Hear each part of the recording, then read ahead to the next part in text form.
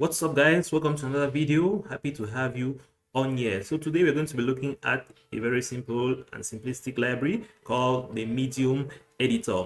And so this is the dead simple inline editor toolbar. Try highlighting this text. So if you try to highlight a text, oh my bad, I opened the link.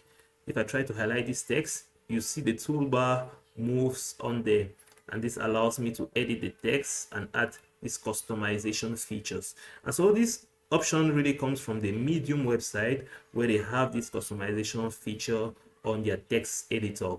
And so if you're trying to implement the same kind of design of Medium into maybe a website you're building or an application you're building where users have to put some input, and you want to offer them this customization style, then definitely you can go for this library. And so it's pure JavaScript, no libraries, lightweight, Chrome, Firefox, and integrates with all browsers. So it's easy to install, maybe via browser, via CDN, self-hosted, and the usage is simple. So it equally has some extensions, image upload, tables, and some other things as well. Yeah, so wow, there are a lot of extensions. It has a theme. You can set the different themes. You have the Roman, you have the flat, you have the bootstrap, you have the theme, and then the bagel. Yeah, so those are the different designs. You can check out the documentation over here and who is currently using this library.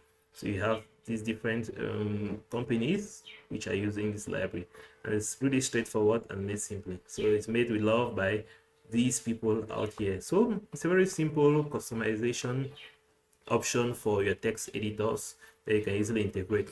One thing is lacking though that I would have really loved to see is maybe it could integrate a text editor as well directly, but I guess you can just design your text editor with maybe an input or a text area and just add this feature on there.